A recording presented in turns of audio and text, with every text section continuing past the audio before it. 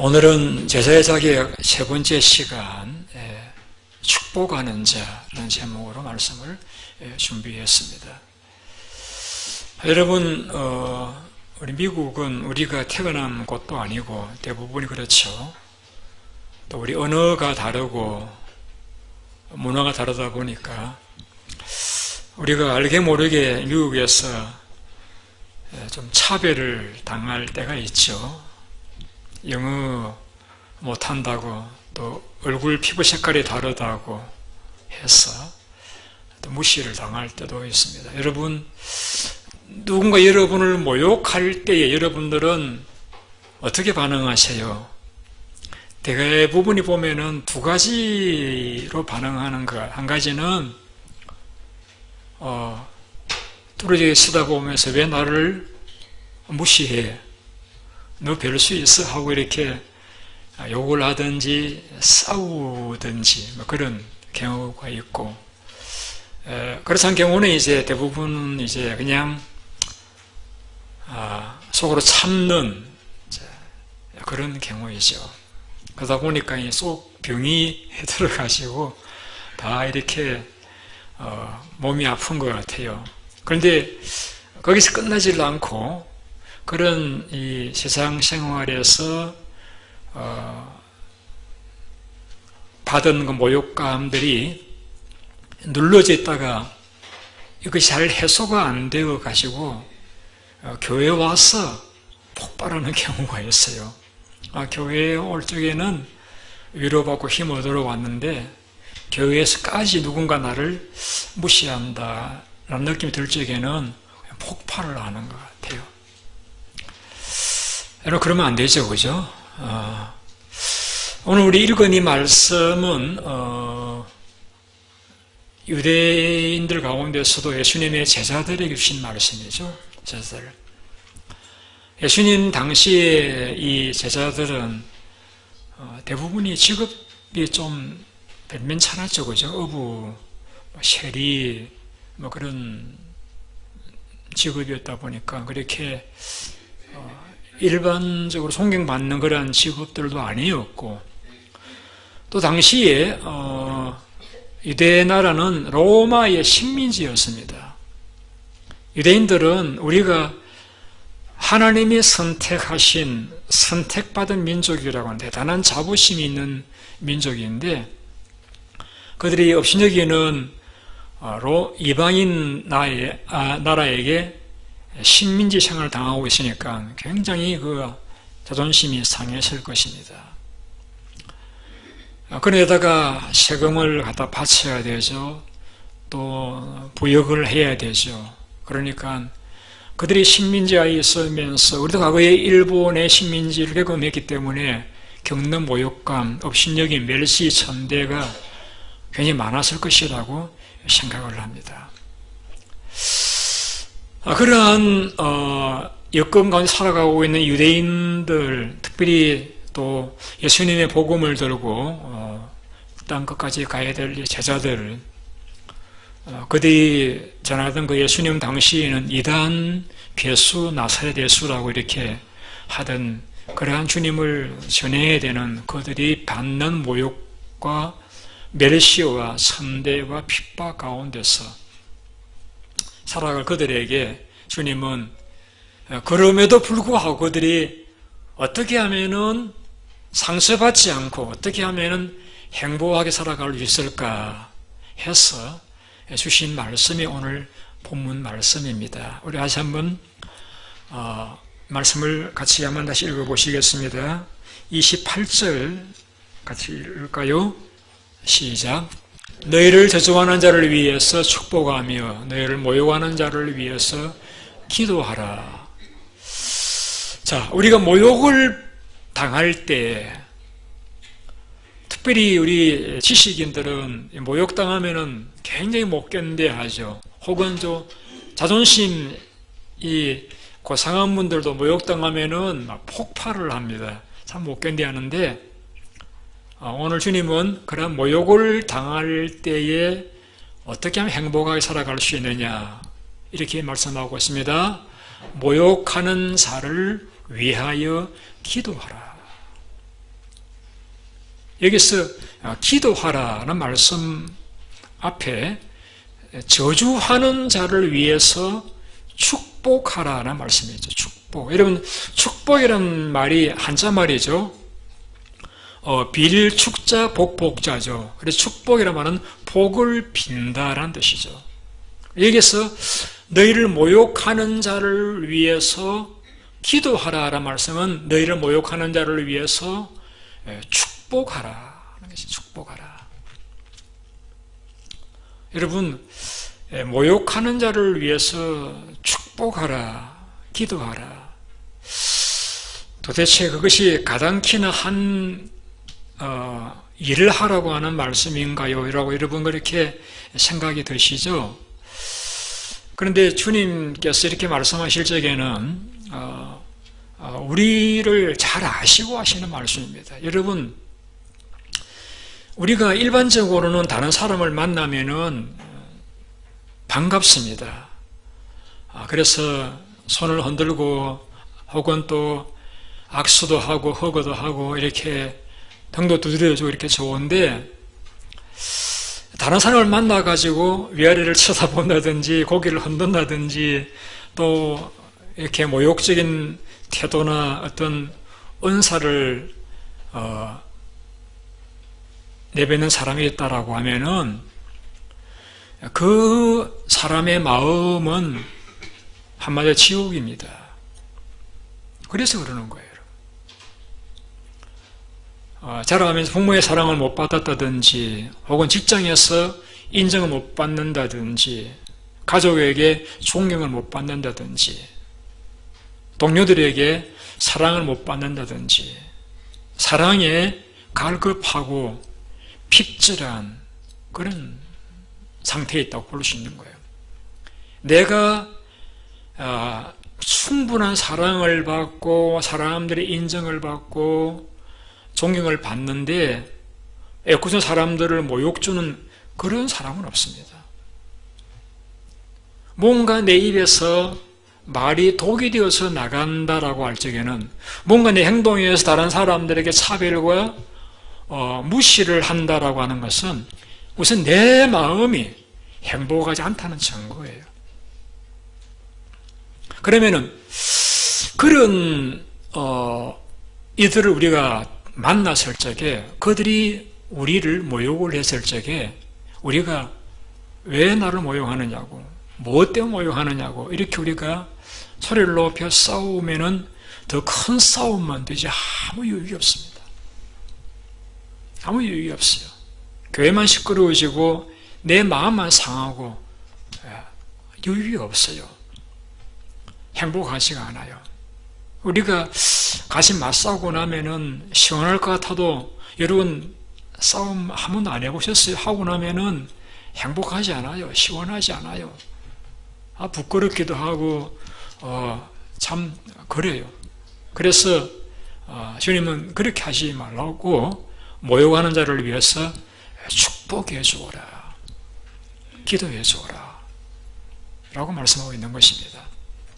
자, 우리 주님께서 이 말씀만 주신 것은 아니고 한번 우리 29절을 보시겠습니다. 너희 뺨을 치는 자에게 저 뺨도 돌려대고 내 겉옷을 빼앗는 자에게 속옷도 거절하지 말라. 이 뺨을 맞았으면은 왼뺨도 돌려대어지고 겉옷을 뺏는 자에게는 속옷도 또 주어라고 이야기했습니다. 또 그 다음 절 30절요. 너가 구하는 자에게 주며 가져가는 자에게 다시 달라고 하지 말라. 31절요. 남의 대접받고자 하는 대로 남을 대접을 하라. 그러니까 주님께 주시는 말씀들 보면은 어떤 말씀인가 하면은 뺨을 돌려대고 속옷도 주고 또 주고 다시 달라 하지 말고 대접을 하고 바라지 말고 꾸어주고 선대하고 인자롭고 자비로운 자가 되라는 것입니다. 그러니까 이 말씀들을 종합한다라고 이렇게 한마디로 정리할 수 있습니다. 다른 사람이 너에게 요구하는 것보다 더 많이 주라는 거예요. 요구하는 것보다 더 많이 주라는 거예요. 그것을 한마디로 줄여서 본문에서 뭐라 표현하고 있는가 하면은 모욕하는 자를 위해서 기도하라, 축복하라는 것입니다. 무언가 그 속에 핍절한 것이 있으니까, 그 속에 이 행복하지 못해서 그러는 것이니까 그 사람에게 왜 그러느냐고 이렇게 맞싸울 것이 아니라 그가 내게 요구하는 것보다 더 많이 주라는 거예요. 땀이든 돈이든 물질이든 관심이든 존경이든 주라는 거예요. 그것이 주님께서 오늘 우리에게 그러한 상황에서도 우리가 상처받지 않고 행복할 수 있는, 또 예수님의 제자다운 비결을 말씀해 주시는 것입니다. 다시 한번 띄워주세요. 28절 말씀 같이 읽어보시겠습니다. 시작. 너희를 좋아하는 자를 위해서 축복하며 너희를 모욕하는 자를 위해서 기도하라. 여러분, 우리 구약을 보게 되면은 이 대물보상법을 말씀하신 내용이 나옵니다. 이게 어떤 경우냐면은 만일에 사람을 죽였으면은 반드시 그 사람을 죽여라. 그리고 짐승을 죽였거든 그 짐승으로 갚아라. 상처를 입혔으면은 상처로 갚고, 눈에는 눈으로, 이에는 이로 갚을 지니라. 남에게 상처를 입힌 그대로 그에게 행할 것이라고 했습니다. 굉장히 무섭죠. 내가 잘못해가지고 상대방을 이렇게 쳐가지고 이가 부러졌다. 그러면 내 이도 뽑아야 되는 거예요. 우리 아이가 잘못해서 다른 아이가 놀다가 공을 잘못 던져가지고 눈이 실명이 됐다. 그러면 우리 아이 눈도 뽑아야 된다는 이야기예요. 굉장히 무서운 법이에요. 이것은 하나님께서 무섭도록 느끼기 위해 주신 말씀이 아니고, 왜 이런 말씀을 구약에 주셨는가 하면은 우리가 모욕을 당하다 보면은 한 대 맞으면은 우리는 한 대만 때리는 게 아니라 두 대를 때리거든, 세 대를 때려요. 그래서 더 악하게, 더 강하게 반응을 보일 수 있는 것이 우리 사람의 심리예요. 그래서 구약의 법은 너가 당한 그 손해까지만 가지 그 이상은 가지 않도록 하기 위한 미니멈의 이제 규범이라고 이야기할 수 있습니다. 근데 주님은 오늘 본문에서 사랑하는 제자들에게 그 법을 소홀해서, 구약엔 그렇게 하지만은 너희들은 그렇게 하지 말고 오히려 축복하고 기도해 주라고 말씀하고 있습니다. 여러분, 주님께서 이 기도하라고 하시는 말씀이든지 사랑하라는 말씀은 그냥 하시기 좋으셔서 또 듣기에 좋아서 하시는 말씀은 아니에요. 주님 자신이 많은 모욕을 당하셨습니다. 그 옷을 다 벗겨온 채로 십자가 위에 이렇게 덩그리 매달리시고, 너가 그리스도이든 내려와서 우리를 구원해 보아라. 그렇게 강도의 또 욕을 듣기도 하시고, 메시아의 증거를 보이라. 또 뺨을 맞고 침뱉음을 당하고 채찍질을 당하고 많은 모욕을 당하셨습니다. 그러시면서 십자가 위에서 그 모욕적인 상황 가운데서도 아버지, 저들은 알지 못하고 그러오니 저들을 용서해 달라고 기도를 하셨습니다. 그 기도를 저희들이 그대로 듣고 오늘 기록에서 우리에게 주님께 그렇게 하셨음을 말씀하고 있는 것입니다. 자, 주님께서 자신도 모욕을 당하였을 적에 축복하고 기도해 주셨기 때문에 너희들도 그렇게 해라 하는 말씀은 아니에요.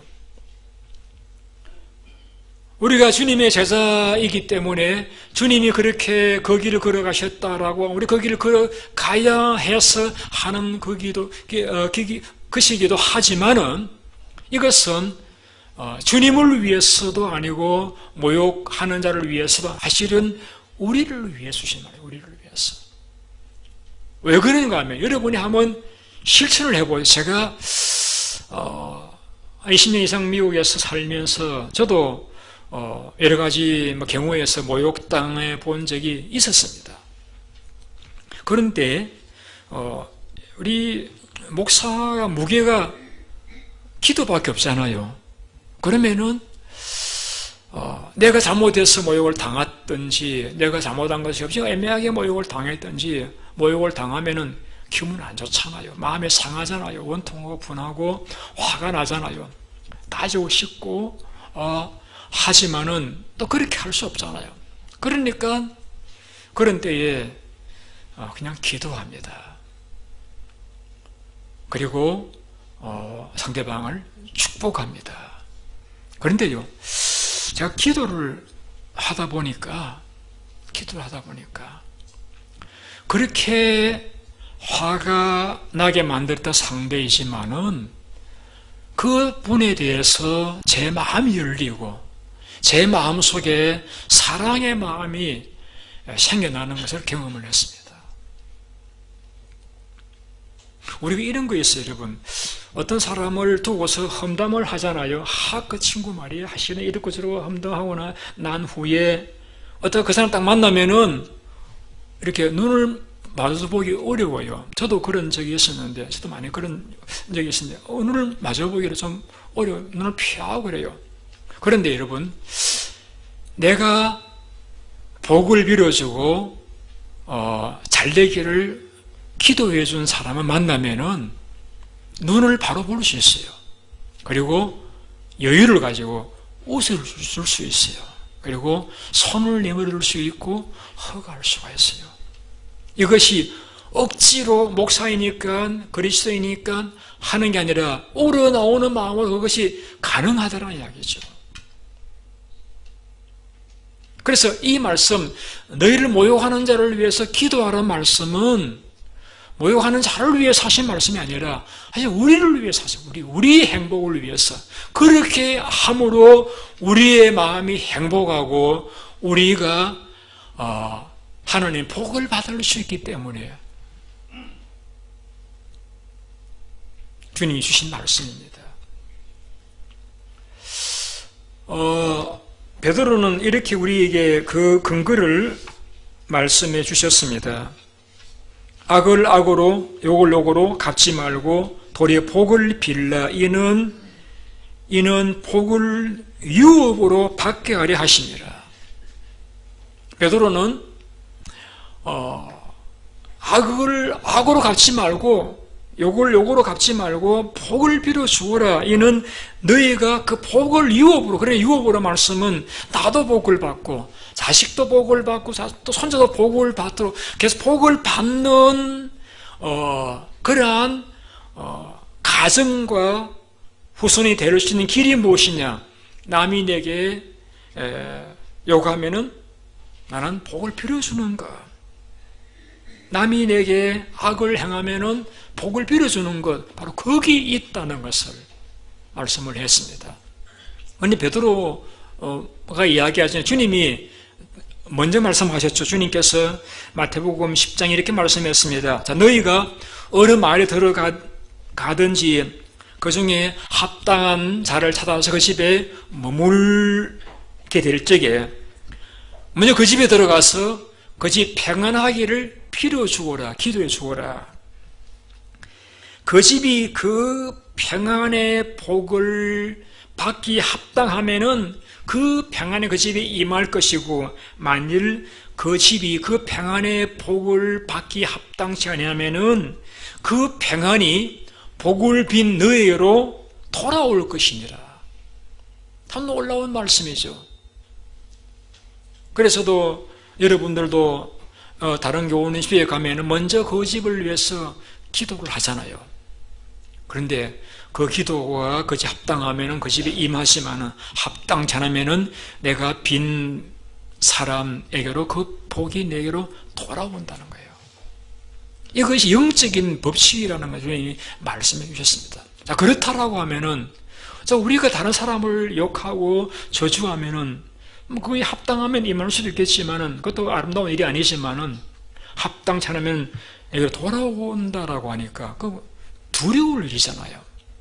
그래 우리가 그런 삶은 애야 여러분 생각도 하지 마시고 그냥 합당치 않는지 우리 모를 수 있으니까 우리 하나님 아니신 정확히 모를 수 있으니까 그냥 복을 비는 거예요. 평안을 비르고 잘 되길 비는 거예요. 그 모욕이 내 실수 말미암았던 것이든지 애매하게 받는 모욕이든지 간에 초월해 우리 복을 빌어주는 거예요. 그러면은 성경은 복을 유업으로 받는다. 또 복이 내게로 합당히 내게 돌아온다. 여러분 이것만큼 수지 맞는 장사가 어디 있습니까? 여기 뭐 돈이 들어갑니까? 무슨 노력이 들어갑니까? 그냥 복을 빌기만 하면 되니까. 그래서 복을 받으니까 이 얼마나 여러분 축복된 일입니까? 주님이 그래서 우리에게 너희를 모욕하는 자를 위해서 축복하고 기도해 주라 말씀하고 있는 겁니다. 저희의 간증이기도 하고 오늘 성경의 가르침이기도 한 것입니다. 그런데 여러분 또 이런 질문이 생겨날 수 있겠죠. 목사님 그런데 제가 그렇게 하고 싶어도 기도가 잘 안 나와요. 제가 마음속 막 미운데 어떻게 그 사람을 위해서 복을 비는 기도가 나오겠어요? 그렇게 여러분 생각 혹 드시죠? 저도 그랬거든요. 그런데 여러분 우리가 아무리 모욕을 당하고 멸시를 당하고 무시를 당해도 하나님께서 나를 사랑하신다 하는 사실만 확인이 되면은 우리 마음은 행복할 수가 있습니다. 여러분 그렇잖아요. 아무리 세상 많은 사람들이 다 무시를 해도 자기 아내가 존경했으면은 남자들은 기죽지 않는다고 제가 전에 말씀드렸죠. 아무리 자녀들이 학교에서 친구들에게 무시를 당해도 부모만 자식을 정말 사랑한다고 안아주고 허브해주고 인정해주면은 아이들이 기죽지 않고 잘 자라가는 것과 같이 우리 그리스도의 세상에서 아무리 모욕을 당하고 업신여김을 당할지라도 하나님은 나를 사랑하신다 하는 사실을 확인이 되면은 우리는 웃을 수 있고 여유를 가지고 복을 빌어줄 수 기도해 줄 수 있는 거예요. 그러면은 우리가 하나님이 사랑하신 대상이냐? 성경적으로 그렇죠. 하나님이 세상을 처럼 사랑하사 독생자를 주셨으니라고 했잖아요. 우리가 죄인 되었을 때가 아니고 우리가 죄인 되었을 적에 우리가 비록 죄인 되었을 적에라도 하나님은 우리를 사랑하셨다라고 했잖아요. 어느 정도로 자기 아들을 희생시키면서까지 우리를 사랑하셨다라고 했잖아요.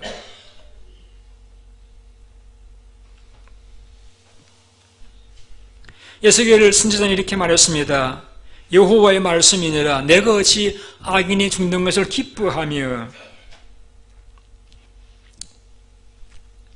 그가 돌이켜서 나는 그들이 그 길에 돌이켜서 사는 것을 기뻐하지 아니하겠느냐.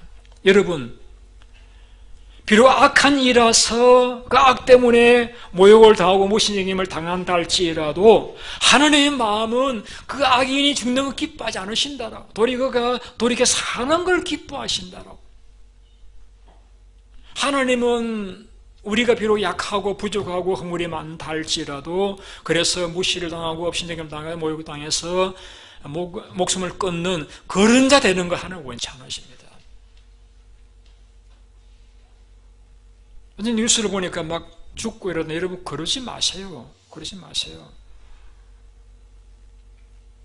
우리도 죽는 거 원치 않고요. 하나님께서도 죽는 거 원치 않아요, 여러분. 살기를 원하셔요. 왜? 하나님께서 우리 사랑하시기 때문에. 사랑하시기 때문에.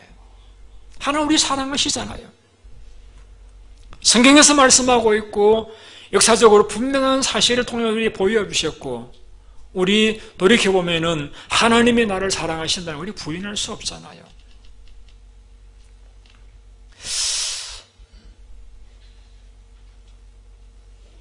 우리의 허물과 부족, 잘남과 뛰어남을 초월해 하나님의 우리를 사랑하셔요. 우리 이것을 깊이 묵상하면은 우리 모욕감 정도는 충분히 이길로 나갈 수가 있습니다, 여러분. 근데 혹시 여러분 가운데 혹시 저는 하나님이 나를 사랑하신다는 게 성경은 기록되어 있지만은 나는 잘 안 느껴져요. 그것도 그런 분들 계실 겁니다. 그런 분들이 지혜를 드릴게요. 침묵 기도를 해보세요. 침묵 기도. 침묵 기도라는 게 말 그대로 침묵하면서 기도하는 거예요. 그냥 하나님 앞에 조용한 시간을 확보해 가지시고 여러분 그냥 아무 말씀하지 마시고 주님이라고 마음속으로 부르면서 그냥 침묵하고 앉아 계시는 거예요. 여러분 우리의 이 모욕감이라고 하는 것은 외부적인 이 피부적인 부분이 아니고 우리 내면적인 부분이에요. 사람들이 우리를 격려해주기 위해서 등을 두드려주기도 하고 악수를 해주기도 하고 하지만은 그런 외부적인 부분에 불과한 것입니다. 우리 내면의 이 아픔과 상처는 사람이 만져줄 수가 없어요. 그 부분은 하나님만이 타치할 수 있는 영역이에요. 그런데 제 경험에서 보면은 하나님께서 우리 내면의 상처난 부분을 만져주시는데 그것이 급작스럽게 이루어지는 경우들도 있지만은 일반적으로는 좀 시간이 걸리더라고요. 그것은 하나님의 능력이 부족해서가 아니라 우리의 문제인 것 같아요. 우리가 하나님의 그 손길을 경험하기까지 마음의 준비에 좀 시간이 필요하다는 이야기예요. 그래서 우리가 다른 데 생각을 다 접어버리고 마음으로 예수 그리스도만을 바라보면서 주님 위로가 필요합니다. 이런 말도 안 나오면 그냥 주님이라고만 부르고 그냥 침묵하며 앉아 계시는 거예요. 그러시다 보면은 하나님의 성령께서 여러분 마음을 부드럽게 만지시는 것을 경험할 수 있게 되었습니다. 시편 기자도 이것을 간증하고 있습니다. 내가 여호와를 기다렸더니 귀를 기울여서 나의 부르짖음을 들으셨도다. 나를 기가 막힐 웅덩이와 수렁에서 끌어올리시고 내 발을 반석 위에 두사 내 걸음을 견고하게 하셨도다.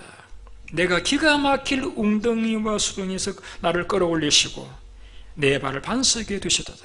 여기에 조건이 한 가지입니다. 내가 여호와를 기다렸더니 귀를 기울여서 내 부르짖음을 들으셨도다. 여러분이 침묵기도는 하나님의 사랑을 느끼게 하는 방법입니다. 여러분, 하나님께서는 우리가 어떤 기도를 잘해서 구변에 하나님이 감동받으셔가지고 역사하시는 거 아닙니다. 하나님은 우리의 내면을 들여다보시는 거예요. 우리 내면이 얼마나 하나님을 간절히 갈급하게 바라고 소원하는지 내면을 들여다보시고 하나님의 시간에 오셔서 우리 마음을 만져주시는 거예요. 그러면 여러분 회복이 돼요. 느껴져요. 하나님이 나를 정말 사랑하시는 것이구나. 느껴져요. 이 침묵기도는 하나님 안에서 우리 영이 휴식을 취하는 시간이 되기도 하고요. 이 침묵기도는 또 어떤 측면이 있는가 하면은 하나님 원하시면은 제가 순종하겠습니다 라고 하나님께 내가 굴복하는 그런 의미도 있습니다. 또 침묵기도는 하나님으로서 내 속에 가득 채워지는 그러한 시간이기도 합니다. 여러분, 우리가 사람도 가까워지려고 하면은 좀 교제하는데 시간이 필요하잖아요. 오늘 만났는데 오늘 친구가 되는 경우는 드물죠. 아이들은 거의 가능해요. 우리 어른들은 그렇게 되기는 힘들어요. 하나님과 관계도 하나님은 늘 마음이 오픈되어 계십니다. 우리가 문제에서 하느님과의 우정도 시간과 정성이 필요하더라는 이야기예요. 시간을 들이세요, 여러분. 제가 많이 표현하는 그런 비유인데, 우리가 오렌지 주스를 마시려고 해도 컵이 필요해요. 컵이 없으면은 주스를 만들어 마실 수가 없어요.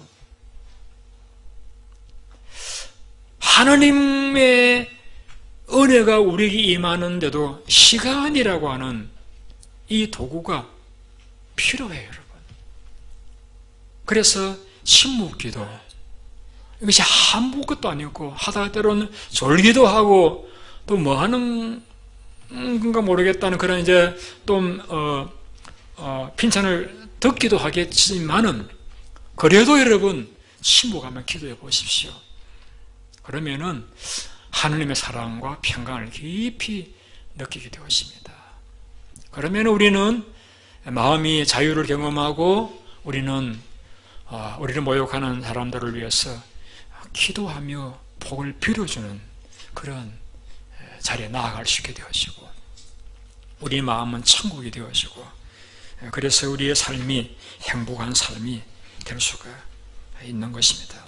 그래서 우리에게 주님께서 이렇게 말씀하고 있습니다. 너희를 저주하는 자를 위해서 축복하며 너희를 모욕하는 자를 위해서 기도하라고 말씀하고 계시는 것입니다. 이것은 100% 우리를 위해서 하시는, 우리를, 그래야 우리가 행복할 수 있고, 그래야 우리가 그러한 공경에서 벗어날 수 있고 행복할 수 있기 때문에 이렇게 말씀하고 계시는 것입니다. 그리고 사람들도 자기를 축복하고 좋아하는 사람들을 싫어하지 않아요. 다 좋아해요. 처음에는 좀 이렇게 저렇게 할지 모르지만은 자기를 위해 기도해주고 복을 빌었는데 누가 싫어하게, 사람이 다 영적인 존재라서 다 알아요. 나를 좋아하는 싫어하는지 다 느껴요. 그런데 내가 축복해주고 기도해주는 것을 다 알아요. 그래서 그렇게 하면 다들 좋아하게 돼요. 그래서 관계가 좋아지고, 부부관계가 좋아지고, 교인들 관계가 좋아지고, 행복한 교회, 행복한 가정이 될 수가 있는 거예요. 그래서 우리에게 너희는 모욕하는 자를 위해서 기도하라. 그들이 구하는 것 이상으로 주라는 거예요. 제가 이 말씀을 준비하면서 곁들여서 꼭 여러분에게 항상 부탁하고 싶은 말씀이 있다라고 하면은, 그렇다고 여러분들이 다른 사람을 모욕하는 자는 되지 마시기 바랍니다.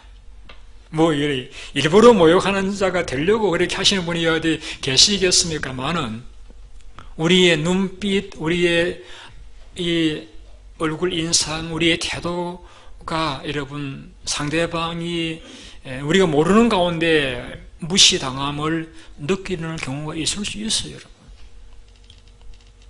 우리나라 사람들은 얼마나 잘났는지, 중국 사람들은 뭐 뗏놈이라 그러나요? 그리고 일본 사람들은 또 뭐라 그래서 사쿠라고 그러나, 그래가지고 우리나라 사람보다 잘난 사람은 세상에 없어요.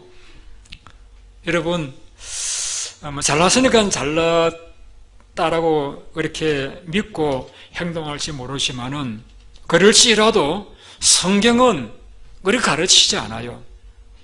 바리새인은 그렇게 기도했습니다. 하늘 나는 저 세려와 같이 토색불이 간음을 행하지 아니하고 소득의 11조를 드리고 일주일에 2번씩 금식하나이다.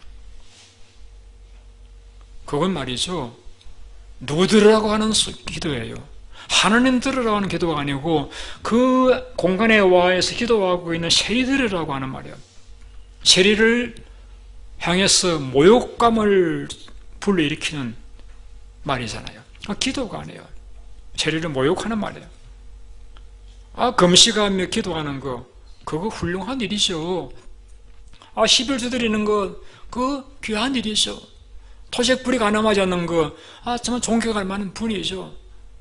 그렇다고 해서 그 모욕을 받기 합당한 세리를 할지라도 그 세리를 향해서 모욕하는 말을 했을 때에 예수님께서는 그 세리가 바리새인보다도 더 의롭다 함을 받았느니라고 하나님께서는 바리새인 인정해 주지 않았습니다. 그리고 세리를 오히려 인정해 주었습니다.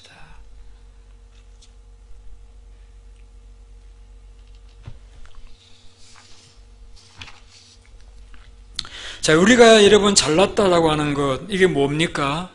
하나님의 자비잖아요.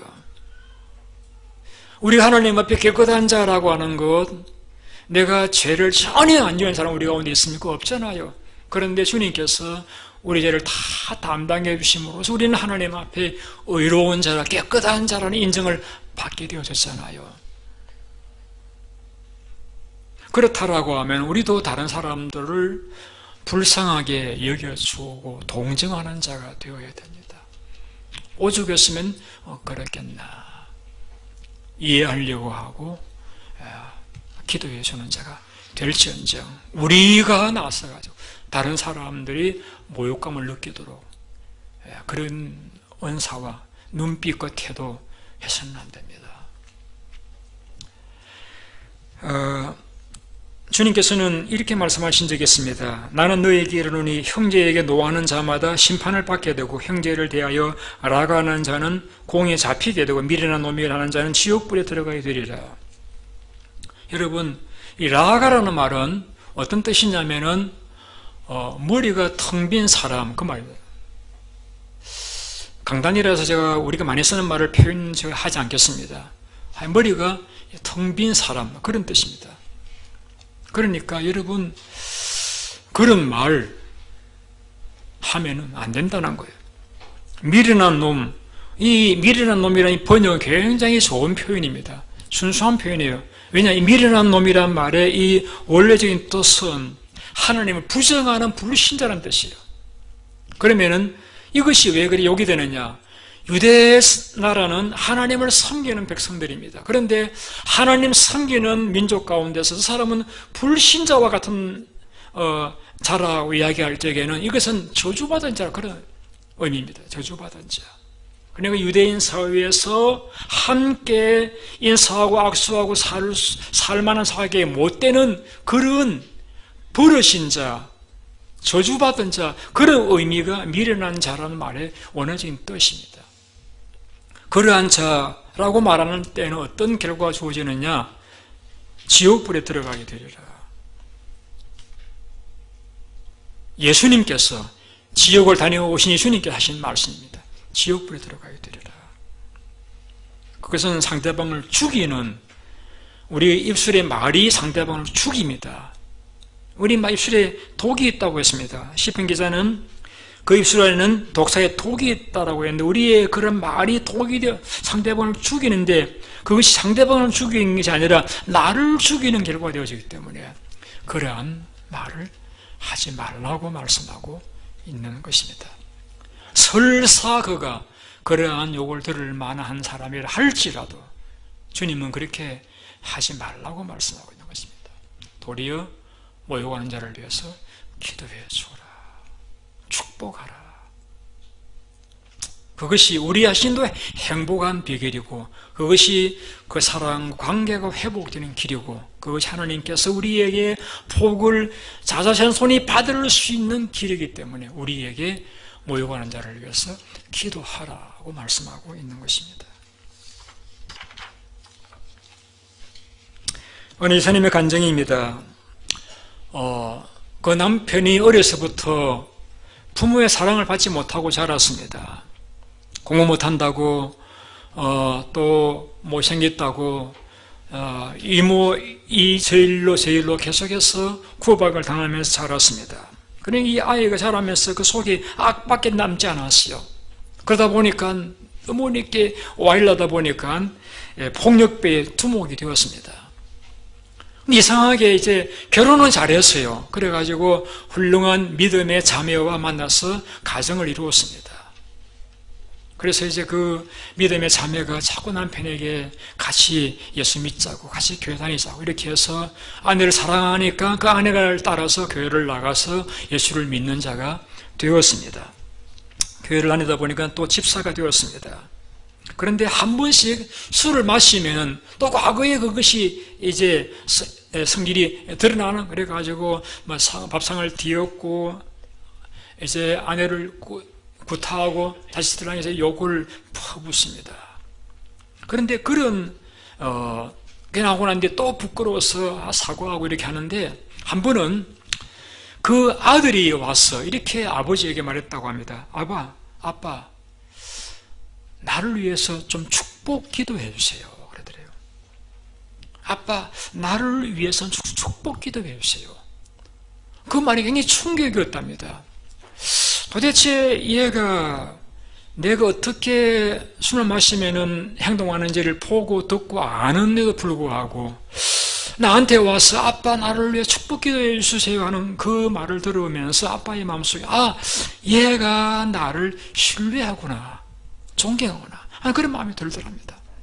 그래서 부끄럽지만은 그 아이 안고 그 머리에 손 얹고 축복해 주었습니다. 여러분, 부모가 자녀에게 할 수 있는 가장 좋은 그 일이 자녀를 안고 잠자고 온 아이들 머리에나 등에 손을 얹고 기도해 주는 일이잖아요. 안고 손을 얹고 기도해 줬습니다. 매일 그 아이를 안고 혹은 머리에 손을 얹고 혹은 등에 손을 얹고 기도해 주었습니다.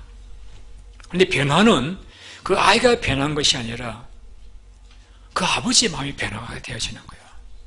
기도해 주는 가운데서 그 속에 하나님께서 은혜를 주셔서 그 마음이 변화되어지면서 마음속에 성령의 임재를 경험하게 되어지고 진심으로 회개하게 되어지고 이제는 내가 다른 사람들을 힘들게 하는 삶이 아니라 다른 사람들을 돕는 삶이 되겠다라고 해서 그는 이제 아버지 학교를 이수를 하고 그 교회의 아버지 학교 책임자가 되어서 봉사하는 그러한 삶을 살게 되어졌다는 그러한 신뢰가 있습니다.